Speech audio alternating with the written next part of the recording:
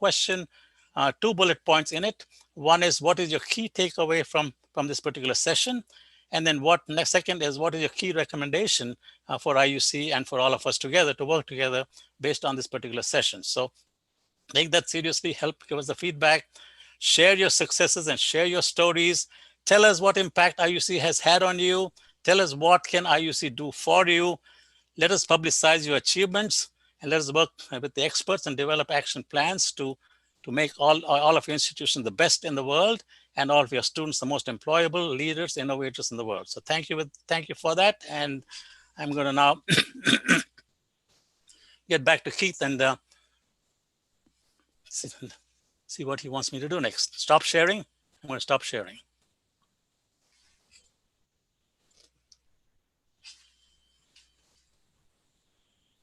Great job, Krishna, right on time. Okay. Welcome, Dr. Sahasrabudhe. I believe Sheetal is going to introduce him. Hello, everyone, and welcome to the first day of IUCEE Annual Leadership Summit. Our first speaker tonight is Dr. Anil Sahasrabudhe, Chairman of All India Council for Technical Education. Dr. Sahasrabudhe did his BE in Mechanical Engineering in 1980 from Karnataka University, securing first rank and a gold medal. He did his master's in 1982 and PhD in 1989, both from Indian Institute of Science, Bangalore. In between, he had brief stints of working as scientific officer in IISc and engineer trainee in Tata Consulting Engineers. Before starting his teaching career in Northeastern Regional Institute of Science and Technology, Itanagar, Arunachal Pradesh, and in newly started Indian Institute of Technology, Guwahati from 1995. He held responsibilities such as Head of Mechanical Engineering, Chairman, Library Committee, Chairman JEE, Dean Academic Affairs, and Deputy Director till 2006. He thereafter joined on deputation in College of Engineering, Pune as director and turned around this institute, bringing it on in a reckoning amongst the top 15-20 institutes in India. He has been associated with several professional societies such as ASI, ISTE, IE, ASME, IET, ASEE, INAE, etc. He is recipient of Praj Entrepreneur Award 2011. Over to you, sir, Dr. Anil Sahasrabudhe.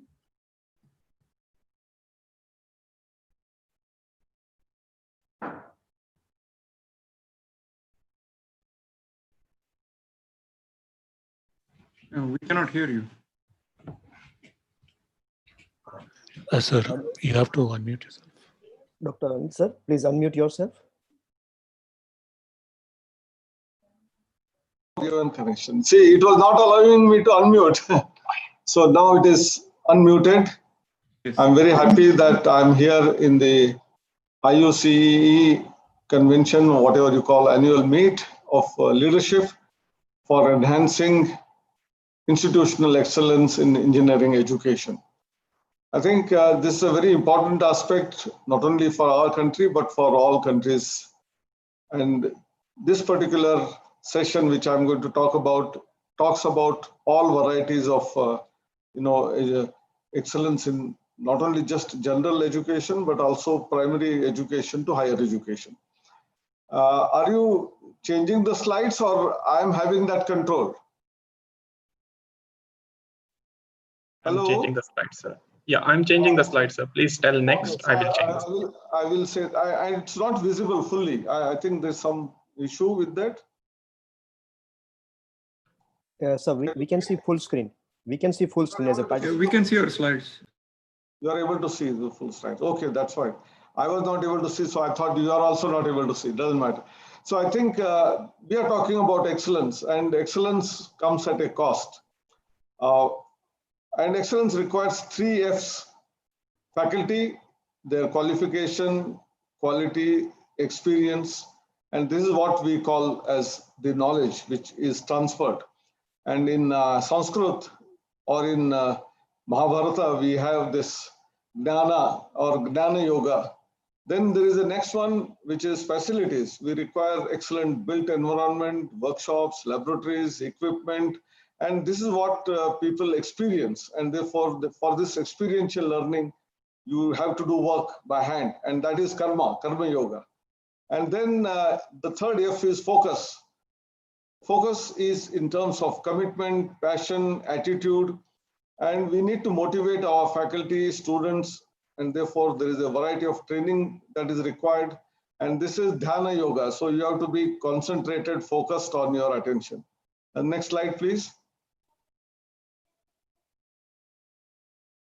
Yeah, this is a higher education scenario in India with more about 980 plus universities and variety of them.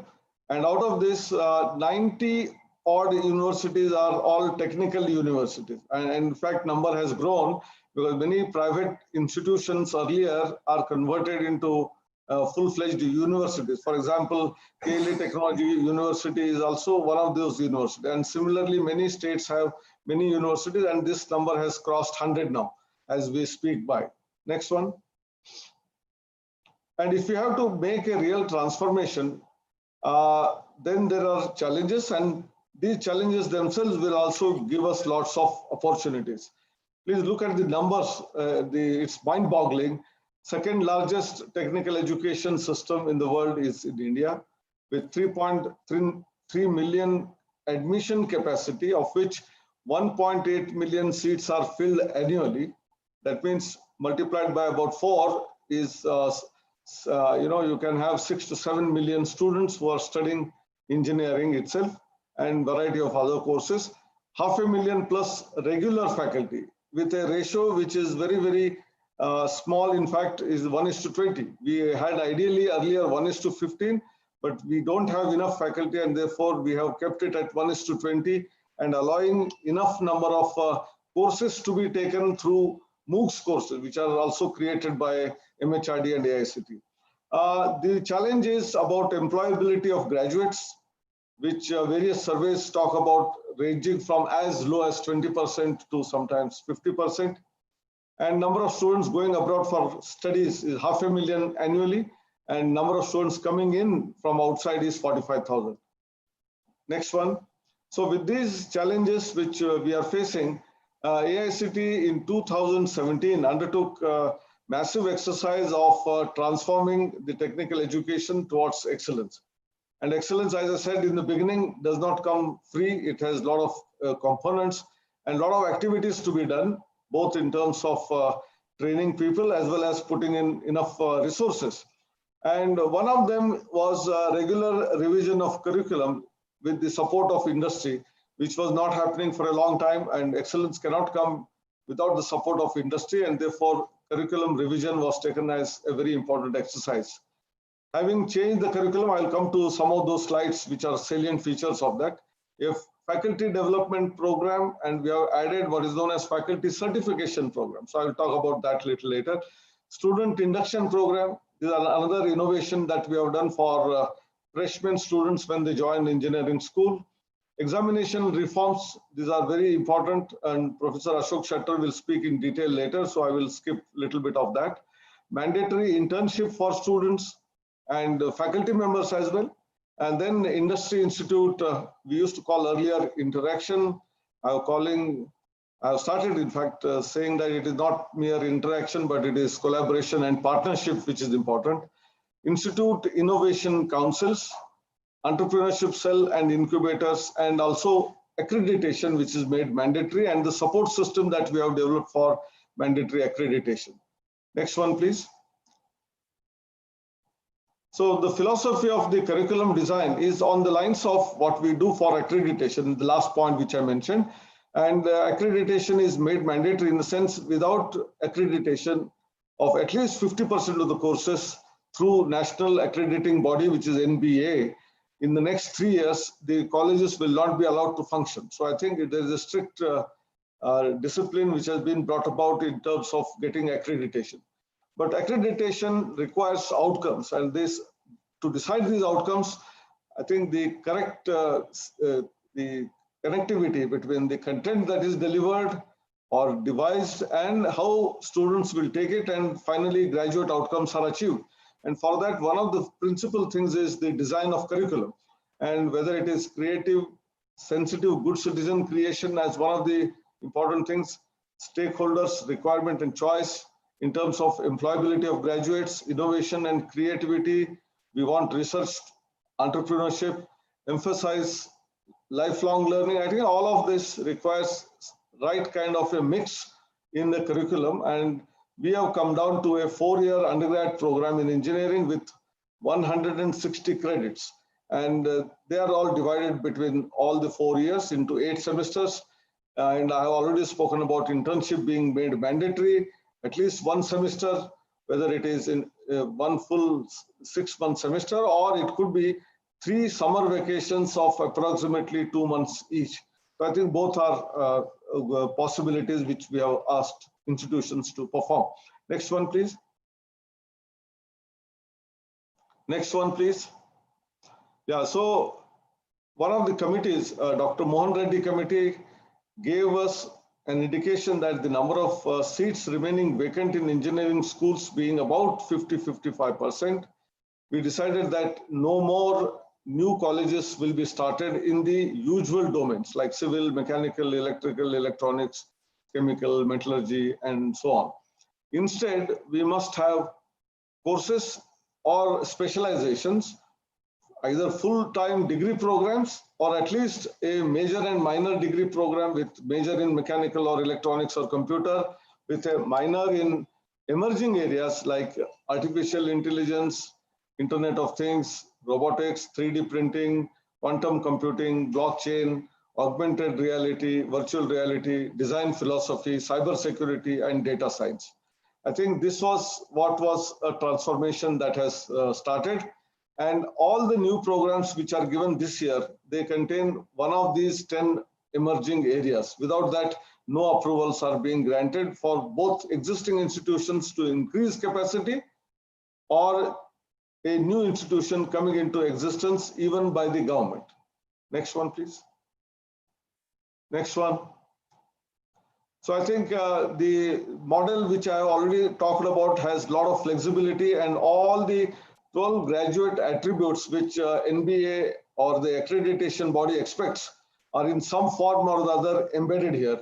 And many other facilities which I said earlier, whether it is student induction program, whether it is mandatory internship, whether it is hands-on experience, all of that is embedded in the curriculum, which has been given as a model curriculum, and institutions and universities are allowed to take cue from out of that and tweak according to their own vision, mission of the institution.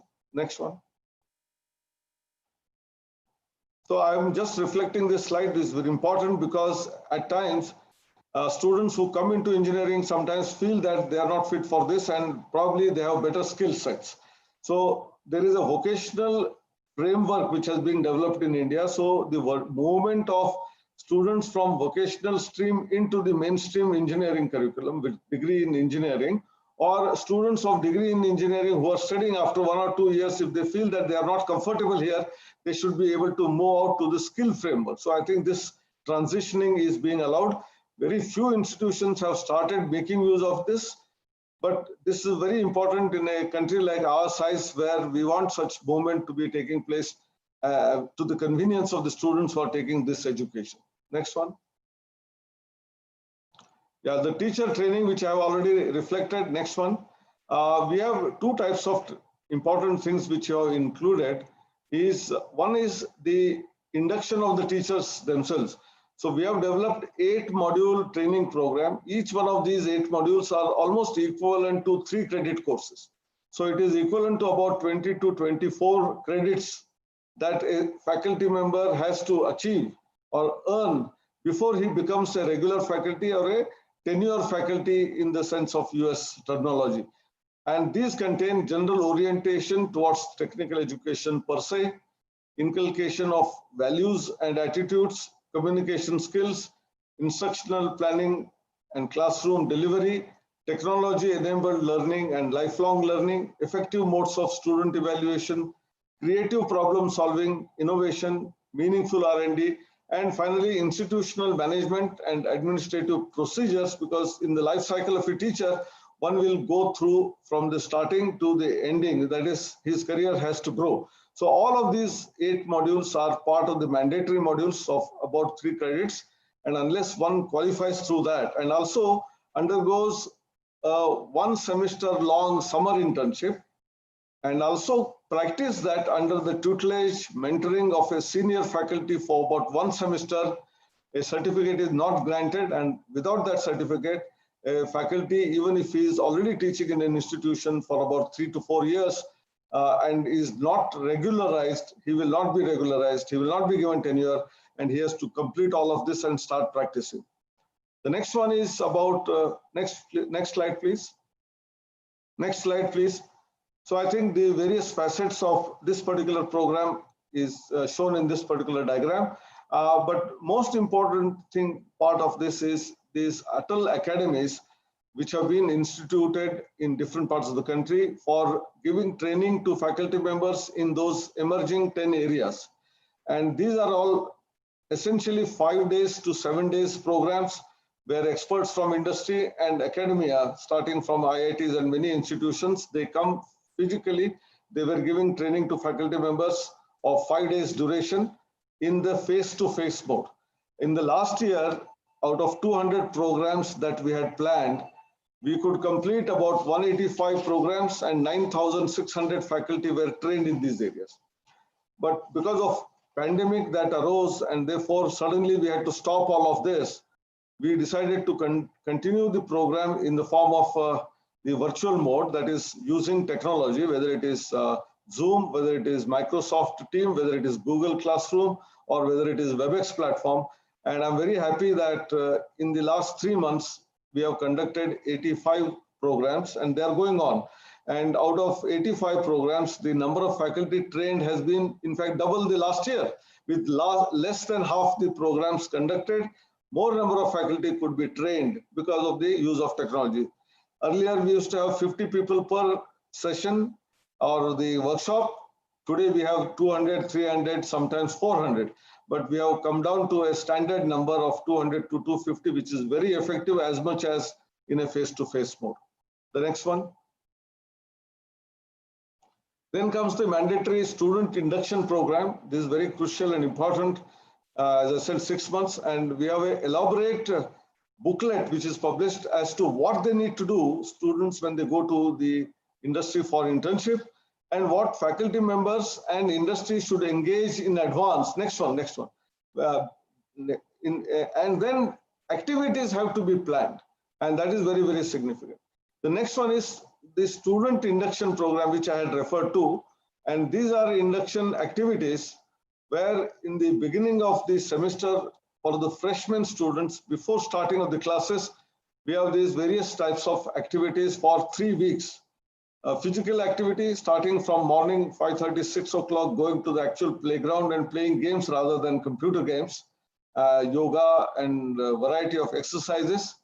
Then sessions on creative arts, whether it is dance, drama, music, all type of arts, they are also embedded in this 3 weeks program. Universal human values. So these are universal in nature and irrespective of region, caste, creed, language, geographical area. I think all of us have some basic traits as human beings and our connect with nature and the environment. I think we do all that exercise for students. And before that, we train faculty members in this area. Literary activities, there are proficiency modules in different technologies, lectures by eminent people, visits to local areas like industry, geographically important place, familiarization. Of course, every institution was already doing earlier also with the department, the branch, and the innovative activities, the alumni, what they are doing, etc. I think this is a very comprehensive 3 weeks package, starting from morning 6:30 to late night. Students are engaged in all these activities, and after that, that ownership is developed between the institution and the students and the mentor faculty who is associated with these programs during those 3 weeks. So that faculty becomes a natural, as a corollary, a guide, a mentor, a philosopher for those set of 20-25 students who are operated into all these modules through that faculty members. I think this is a wonderful program, has rich dividends which we have found from various feedbacks, both from students, from the faculty. Their attitude has changed, their culture of working has changed, and there is a lot of success in the institution. The next one. So I talked about induction program. There is an absolute, great improvement that has happened in terms of the achievements of the institution, whether it is in terms of even research, in terms of classroom attendance, in terms of results, and the students are also pretty happy because of the program that has been conducted. Next one. Now comes the exam reforms. I'll just touch upon that the basic philosophy that we have adopted is using Bloom's taxonomy. And rather than students going through rote learning, which unfortunately right from the KG classes to universities, postgraduate classes in our country we used to have, we have started transforming that into using Bloom's taxonomy and engaging students in terms of not just memorizing. Some part is okay, but beyond that is not allowed. So whether it is in terms of remembering and understanding of the subject is only limited to 36%. And in that also focus is on understanding. And then analyzing and critical thinking, 18% of the questions in the question paper. And for synthesis, application, creativity, innovation, the number is almost 50%, around 46%. And with this, certainly the work culture, the way students look at examination will completely transform, and the real learning will start taking place. Because earlier, because the examinations were all based on rote learning, they were able to reproduce without understanding. And now, just not understanding, where do they apply? Not only to their courses and subjects, can they apply to different domains as well? And how we can have a cross-disciplinary ideas generated and seeded. All of that is part of this. And this is very significant both in terms of problem solving, which is very important for employability skills, and this examination reforms, which will be talked about by Professor Shetter later. He was the chairman of that committee. I will stop here and go to the next slide, please. Internship policy, next slide. So the connect between the industry and the institute has to be very robust. And we have recommended about 700 hours of activity points. And this is to be done for diploma and similarly for degree. And these are part of the internship activities. So the problem statement has to be decided in advance by a meeting between faculty, whether it is training and placement officer, head of the department, and the industry. And then the work has to be done in an industry. And every institute, for certain purposes, has to keep a budget of 1% of their total budget for these activities. We have recently launched a platform called NEET platform. And this NEET platform stands for National Educational Alliance for Technologies. It has some relationship with internship, that's why I posted here. And these are all artificial intelligence based several software tools which startups and many companies have developed for personalized learning by students. A student is interested in, say, IoT or 3D printing or some area. These tools will check the level of knowledge, understanding that the student has based on his prior learning and guide him through this particular robotic way of making him learn, ask him to look at certain classes, certain videos, train him, take his test and move forward. And all of this is by using AI. And there have been some charges associated with this, a small fee that the companies who have developed this charge for students. But from the perspective of the social responsibility, we have asked for 25% of the seats free from these companies for every 4 seats. 1 seat is given as free, which we allotted to the economically weaker sections of the society who are deprived in the, so for example, SC, ST and OBC, and thereby those who cannot afford are also taken care of in some way. So I think this has been a great success. And during pandemic, these companies on their own came forward, and whatever small fee they were charging, they said they will withdraw for time being. And in the last 3 months, they have all withdrawn. More than 10 million students observed this, they studied in between, and 4 lakh students got certified in the last 400,000, 4 lakh students have got certified during these last 3 months. But now, once the pandemic is over, this platform will continue. However, that small fee which they were charging earlier will continue. But these are the type of activities through which students, not only it is sort of like an internship on one side, employability skill development on the other side, and last but not the least, they can become entrepreneurs through this domain because these are all in the emerging areas. Next one. Overall student performance analysis, we have a robust mechanism of how do we evaluate by the industry, by the faculty, and by the presentation of seminar by the students in a classroom. Next one. Next, please. Yeah, next, please. Now comes the perspective plan, which I already indirectly indicated. We had a committee which allowed only certain domains to be given as the new programs and not others, and that is what is already implemented. Next one, please. So these are those areas which I am not going to repeat. We'll go ahead. But one part which I would like to mention is in the mandatory accreditation, making a law that all the institutions should get their 50% of the programs accredited is easy, but really implementing was difficult. And therefore, what we have done is both in terms of 2 important things, that is internships and mandatory accreditation. We needed to support the institutions. Without that, it was not possible. Institutions in the cities possibly will have wherewithal, they can have interaction with industry and get internship. So we have developed an internship portal, and on which several small and medium-sized industries and large industries post their internships and the requirements that they expect from the students with their the prior knowledge and prior learning. And on the other side, students who are interested, depending on their location, geographical location, as well as their college, as well as their interests, we try to do matchmaking. And once matched, industry has the last laugh. They will see whoever have matched between the 2 requirements, they can take interview, and finally the selected candidate is offered internship with stipend. I think that is what we have created. More than 300,000 internships are available on the AICTE portal by 4,500 different variety of industries. Now coming to the accreditation part of it, we found that many institutions do not know what is accreditation, how it is to be looked at as a continuous improvement process rather than one-time exercise. And therefore, how do you decide your vision, mission, goals for the institution?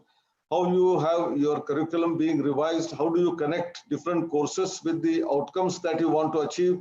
And then how do you really engage in the classroom and teaching learning process, evaluation, all of that in an integrated manner, including the presence of industry and alumni? I think that was very, very important. What we did is we identified some institutions, and we had a program called Margadarshan. So a well-to-do institution, an institution which has achieved excellence, should help other 10 institutions in terms of not only accreditation, but in all its facets. That we had already started, but that took off only to a little level. So what we decided was to engage faculty who are close to retirement or already retired. Such people were enlisted, and they were allotted 2 to 3 institutions where they will go constantly and then help them. And this is called the Margadarshak scheme, where about 660 Margadarshaks are today identified, trained to mentor the institution. And 40 institutions are doing Margadarshan scheme.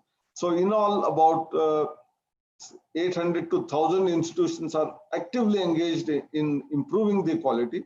And if we do this exercise for about 3 to 4 years, not only all those institutions whom we have mandated that they must get accreditation is possible to be achieved, and a cycle of innovation, cycle of, or what we call spiral of not only innovation and excellence will start to happen. And that is the imagination with which we have started these programs. Next one. So industry mandatory cell has to be established by every institution. Next one.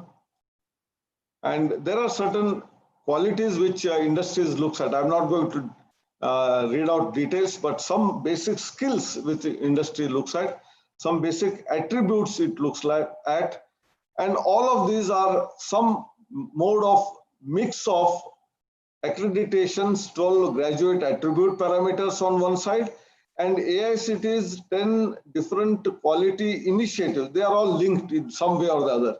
And if we are able to do all of that, we will certainly create not just 20–50% employable engineers, but near 100% employable engineers. Next one. Yeah, then this is a cell which we have said, and each institution has to at least sign MOUs with 5 organizations, that is industries. And some institutions who face difficulties, we are trying to support them. Next. So institution innovation cell is an important thing. We have a MHRD innovation cell established in AICTE for creating ideas, new ideas, transforming ideas into actual action, into products, processes, and even to the extent of going and filing patents and creating startups and environmental ecosystem. So I think that is the role innovation cell of AICTE has been carrying out for the last 2 years. Many institutions have come forward and they have their own respective innovation council, and every month some activity or the other is given towards innovation. We started all this 2 years back, but look at some of the initiatives which we had taken prior to that in an informal manner. A ranking of India increased or catapulted from 81st rank to 52nd rank in 5 years. And the potential that we have is likely to be within the top 20, and the activities that we are performing now will certainly lead to top 20 and top 10 in the years to come. Next one. Next, please. Yeah, we have these various types of activities. Take a previous one, I'll just quickly show through. Yeah, we have Atal innovation for what we have one side, Atal training programs, but here it is Atal ranking system of institutions on innovation and its achievements. Then Smart India Hackathon, we have been doing it for the last 4 years. Institution councils, which have said we have created a program, which is a MBA or PGDM program in innovation, entrepreneurship, and venture development. We have enunciated a startup policy of our own and the development of other policy frameworks for the state level or the university level. We have been working with them. Next and next. Next.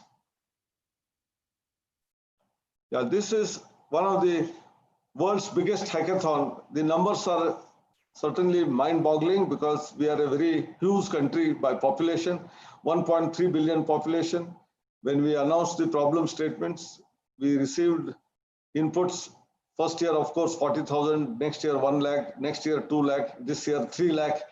So many students are interested in participating in hackathon, and we shortlist them, we funnel them down to about 10,000, and these 10,000 students go to 48 different centers and solve the problems of the government, state governments, different variety of industries.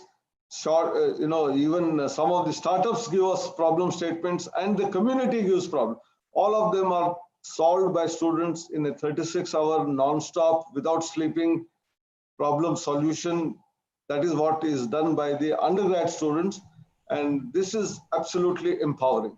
Whether it is in terms of communication skills, whether it is in terms of problem solving ability, whether it is in terms of use of modern technology, whether it is in terms of teamwork, whether it is in terms of providing leadership, whether it is time management, all the facets which industry looks at for employability is all embedded into this program. The next slide. Next. This is that view. You can see the bubbling activity during about 36 hours, especially during nighttime, how students are active without sleeping. Next one. Picking up from this, during this COVID-19 time, we had 3 hackathons. 2 hackathons are already over, and these were not physically students coming together, but these were all on the online platform. Ideathon was the first one, Samadhan was the second one, and the third very large one with a formal possible budget of 100 crore rupees is already launched, which is called Drug Discovery Hackathon, which has a lot of computational work to identify molecules which can solve the problem of COVID-19, to actually testing it in the laboratory, wet experiments, and then getting it to it. We already have India-Singapore Hackathon happening for 2 years. Portugal India Hackathon, ASEAN India Hackathon are on the cards in September and October. And then Australia Hackathon is likely to be in December, January. South Africa India Hackathon. I think we want every college, university, and state level hackathons and prepare students for problem solving abilities. Next one. Yeah, this is the portal SWAYAM, where online courses are available to the extent of 2,500. More than 1 crore users are there. 20% of the credits are allowed through this platform, so that students need not be in a difficulty if they have some faculty or not faculty in a particular domain. They can still take these courses and then transfer those credits to their respective universities' transcripts. Next one. This is the launch of the startup policy, Honorable Former President, and we further improved it in the year 2019. So from 16 to 19, we had some difficulties. We overcame them and then have a new policy in 2019. Next one. Next, please. Yeah, these are 10 technology domains of IMPRINT, which MHRD has been supporting. And these are all very common: healthcare, sustainable energy, water and river systems, advanced materials, nanoscience, defense and security, manufacturing. I think in these domains, AICTE also has been allowing PhD students to get scholarship and work on these areas. And MHRD has such kind of projects by involving industry as well as the MHRD's funding. People can work on all of these areas. Next one. So other activities, as I said, include Gyan, where foreign faculty can come here and give lectures with the full support from MHRD, either for 1 week or 2 weeks. Spark, today itself there was a meeting, and we have projects which have to be delivered by combination of not only one discipline but multiple disciplines on one side, and project should be multi-country based. So it is not just Indian faculty member who should be associated, but faculty from any of the top 500 universities in the world should be associated. So this is creating a good benchmark for collaboration between Indian universities and colleges and the colleges and universities abroad. ARPIT for training of faculty. GAN Plus as against GAN is our faculty also should be able to go abroad and give lectures. So for that we have GAN Plus. National Digital Library located in IIT Kharagpur with about more than 3 crore voluminous documents. People can just search and then get the document downloaded or read it. National Academic Depository, all the certificates of all the graduates hereafter should be on the common platform, and verification of degrees must be possible. I will not read, many of them are very, very interesting, but I would like to mention about this internship portal, which is with Ministry of Housing and Urban Affairs. There are 100 smart cities. There are about 4,000 odd local governing bodies, corporations and town parishads, etc. All of them have several kind of challenges on one side, and students can get training.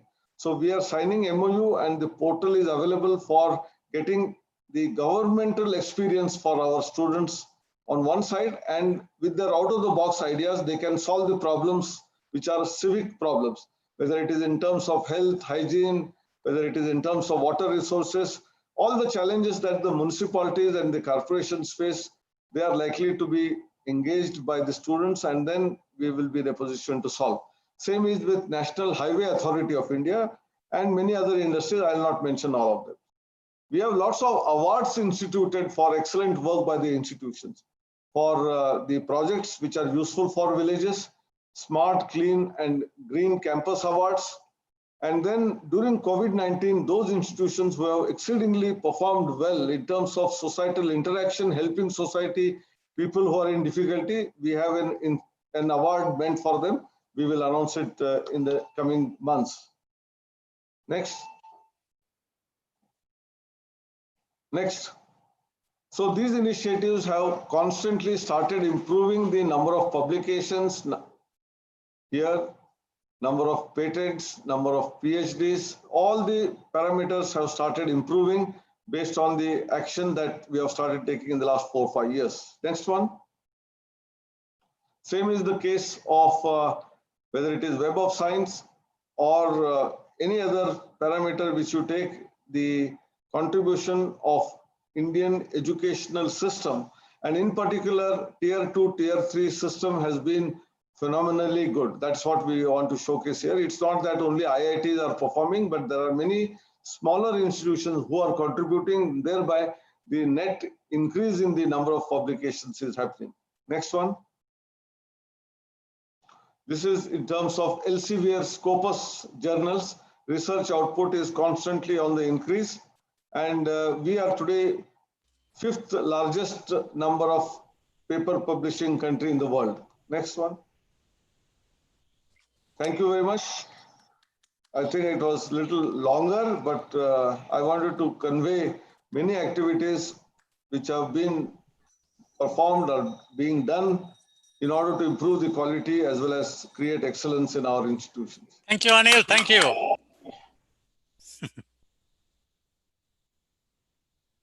Wonderful.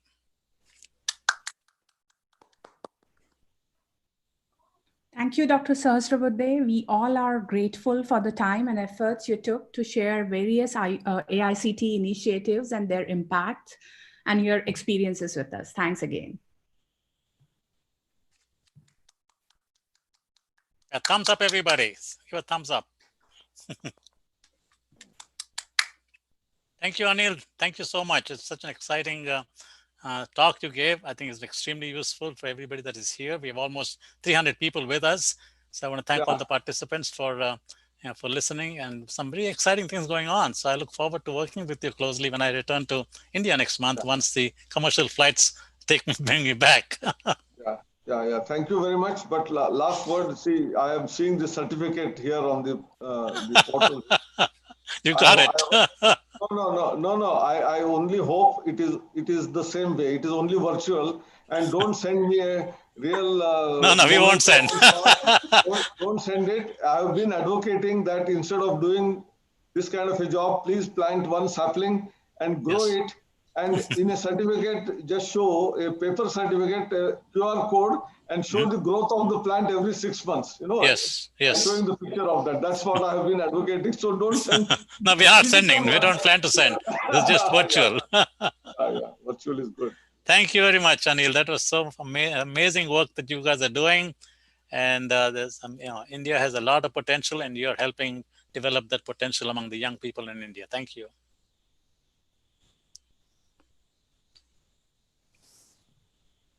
Our next speaker tonight is Dr. Ashok Shettar. Dr. Shettar is Vice Chancellor of Kelly Technological University, Hubli.